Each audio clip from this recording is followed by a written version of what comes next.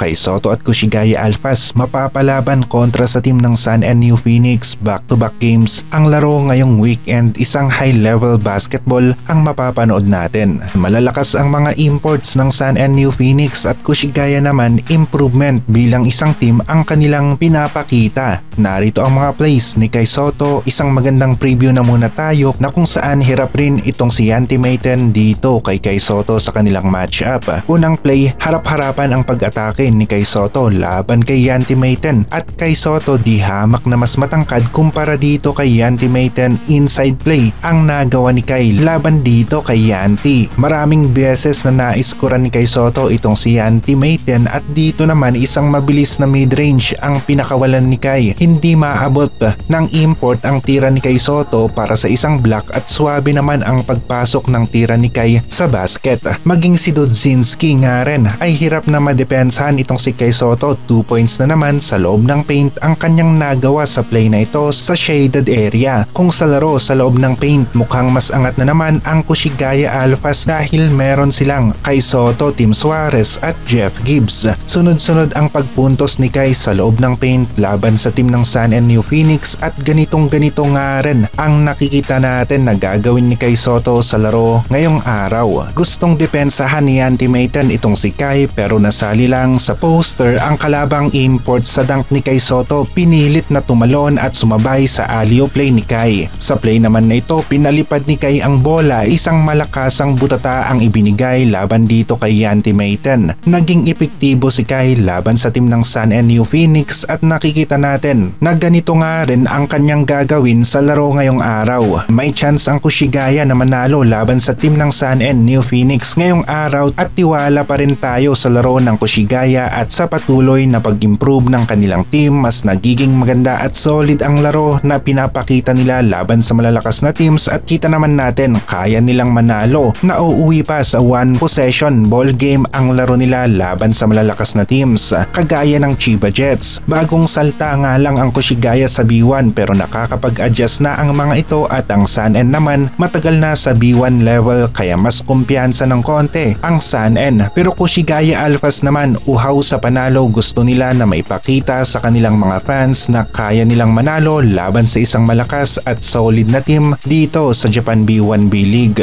Coach Anzai tuloy ang pagtiwala sa kanyang mga players, kinapos lang ng konti laban sa Chiba Jets at posible na ngayong araw manalo na sila laban sa isang malakas na team dito sa Japan B1 B-League.